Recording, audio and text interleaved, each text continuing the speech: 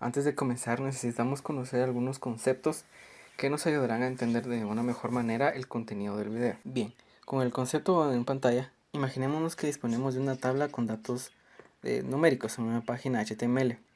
Esta tabla dispone en cada fila de un botón de edición y este botón nos permite cambiar de forma rápida los datos de la tabla. Por ejemplo, podemos pulsar en la última fila y cambiar datos. Al finalizar la edición, la tabla en su totalidad se vuelve a generar.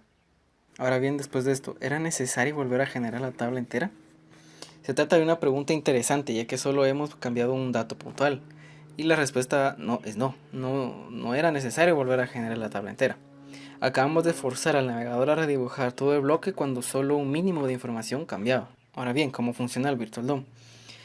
Cambiar los nodos de un árbol DOM tiene un coste. Cuantos más nodos cambiemos, mayor será el coste para el navegador. En situaciones sencillas los problemas de rendimiento no se notan. Pero cuanto más compleja y grande sea nuestra web, estas cosas serán importantes. En este caso nos encontramos con una tabla de datos que define una parte del árbol DOM. Lamentablemente cuando editamos un valor en la tabla volvemos a redibujar la tabla en sí y en consecuencia estamos cambiando todos los nodos del árbol DOM y volviéndola a realizar por completo. Ahora, para evitar esto utilizamos un framework, una librería que se encargue de mantener una copia del árbol DOM simplificado en memoria, el cual denominamos Virtual DOM. Ahora, una vez que se dispone de esta versión del árbol, el framework en cuestión se encarga de estar pendiente de los cambios que se generen sobre él, siendo capaz de ver las diferencias entre un estado A y un estado B cuando nosotros actualicemos la información. En este caso solo hemos cambiado un nodo del árbol. Con este tipo de técnica se reduce al mínimo los renderizados a nivel de navegador y en consecuencia el rendimiento se incrementará de forma considerable. Uno de los recursos elementales que tenemos al desarrollar componentes React son las propiedades.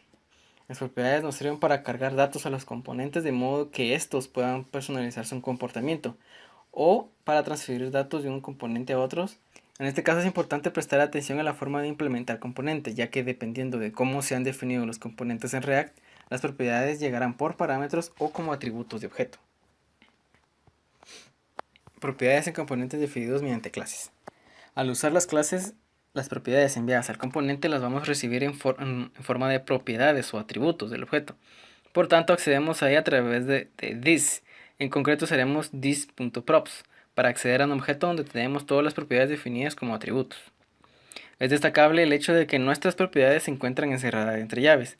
Las llaves son importantes porque es la manera con la que se escapa un código, permitiendo colocar dentro de ellas sentencias JavaScript de forma nativa. Dicho de otra forma, al colocar las llaves estamos sirviendo la posibilidad de escribir sentencias JavaScript. Aquello que devuelvan esas sentencias se volcarán como contenido en la vista. Propiedades en componentes generados a partir de funciones. Otro método de definir este tipo de componentes sencillos es por medio de simples funciones, lo que mejora bastante la sintaxis de implementación de un componente. En este caso las propiedades se recibirán por parámetro en la función que implementa el componente. A diferencia de la anterior forma, aquí se puede observar que en el import no se necesita traer la clase completa del component, sino solamente React. Luego, al definir la función, se prescinde del método render, porque no estamos haciendo una clase. La propia función es el equivalente al método render que teníamos al crear componentes por medio de una clase. Ahora bien, ¿qué es un estado? Es la representación del componente en un punto en el tiempo.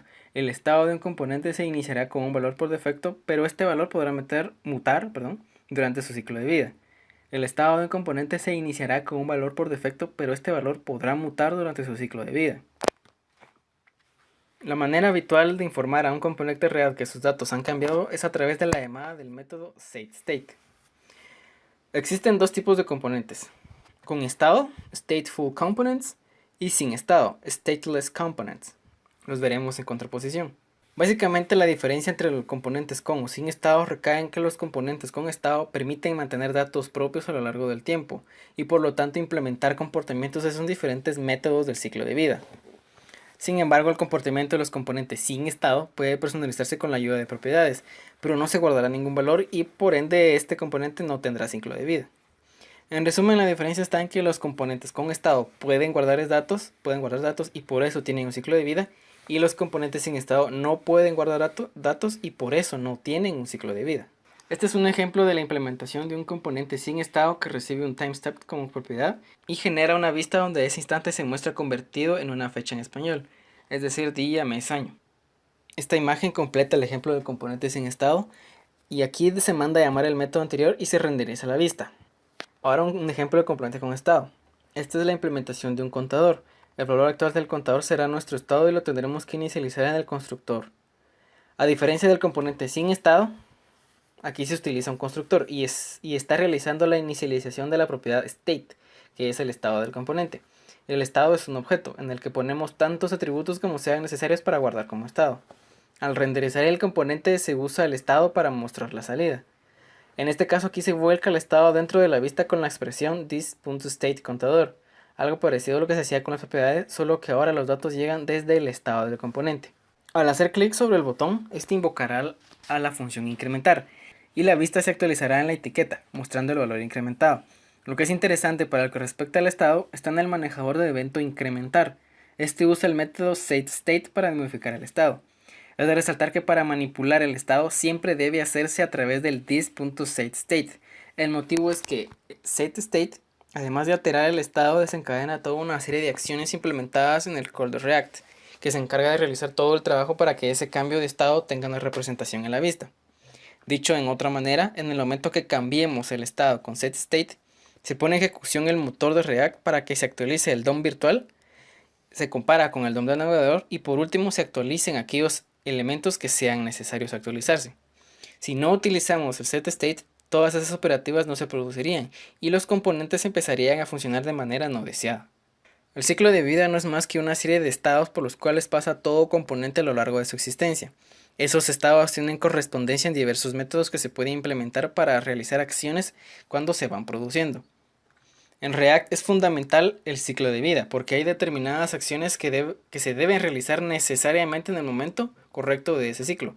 Ese es el motivo por el cual hay que aprenderse muy bien cuáles son las distintas etapas por las que pasa un componente React. Antes de comenzar, cabe decir que esto es algo específico de los componentes con estado, ya que los componentes sin estado tienen apenas un método que se usará para renderizar el componente, y React no controla su ciclo de vida. El montaje se produce la primera vez que un componente va a generarse, incluyéndose en el DOM. La actualización se produce cuando el componente ya generado se está actualizando. Por último, el desmontaje se produce cuando el componente se elimina del DOM. Dependiendo del estado actual de un componente y lo que esté ocurriendo con él, así se darán un grupo de diferentes métodos para cada ciclo de vida. En la imagen, un resumen de esta diferenciación. Como pueden ver, en el primer renderizado de un componente se pasa por etapas diferentes de las que se pasa cuando se produce un cambio en sus propiedades o un cambio en el estado, o por último, en su desmontaje. La secuencia de ejecución de las etapas de ciclo de vida se da de arriba hacia abajo. Los elementos marcados con asterisco no son métodos del ciclo de vida propiamente hablando, pero sí son etapas de ejecución de componentes y se producen en la secuencia descrita en la imagen. ComponentWillMode se ejecuta justo antes del primer renderizado del componente. Si dentro de este método se establece el estado del componente con setState, el primer renderizado mostrará el dato ya actualizado y solo se renderizará una vez el componente. En ComponentDidMode solo se ejecuta CleanSide, se produce inmediatamente después del primer renderizado. Una vez invoca este método, ya están disponibles los elementos asociados al componente DOM. En ComponentWillReceiveProps, el método de actualización que se invoca cuando las propiedades se van a actualizar, aunque no en el primer renderizado del componente, así que no se invocará antes de inicializar las propiedades por primera vez. Esto recibe un parámetro y es que tiene como particularidad que recibe el valor futuro del objeto de las propiedades que se va a tener. El valor anterior es el que está todavía en el componente, pues este método se invocará antes de que esos métodos se hayan producido. ShowComponentUpdate es un método de actualización y tiene una particularidad especial con respecto a otros métodos del ciclo de vida, que consiste en que debe devolver un valor booleano. Si devuelve verdadero quiere decir que el componente se debe renderizar de nuevo. Y si recibe falso quiere decir que el componente no se debe renderizar de nuevo. Se invocará tanto cuando se producen cambios de periodicidades o cambios de estado y es una oportunidad de comprobar si esos cambios deberían de producir una actualización en la vista del componente. Por defecto y si no se definen, devuelve siempre true, para que los componentes se actualicen ante cualquier cambio de propiedades o estado. El motivo de su existencia es la optimización, puesto que el proceso de renderizado tiene un coste y podemos evitarlo si realmente no es necesario de realizarlo. ComponentWillUpdate. Este método de actualización se invocará justo antes de que el componente vaya a actualizar su vista. Es indicado para tareas de preparación de esa inminente renderización, causada por una actualización de propiedades o estado. Component Did Update, método de actualización que se ejecuta justamente después de haberse producido la actualización del componente. En este paso los cambios ya están trasladados al DOM del navegador, así que podríamos operar con el DOM para hacer nuevos cambios. Como parámetros en este caso, recibe el valor anterior de las propiedades y el estado. Component Will Unmount. Este es el único método de desmontado y se ejecuta en el momento que el componente se va a retirar del DOM. Este método es muy importante porque es el momento en que se debe realizar una limpieza de cualquier cosa que tuviese el componente y que no deba de seguir existiendo cuando se retire de la página. Por ejemplo, temporizadores o manejadores de eventos que se hayan generado sobre partes del navegador que no dependen de este componente.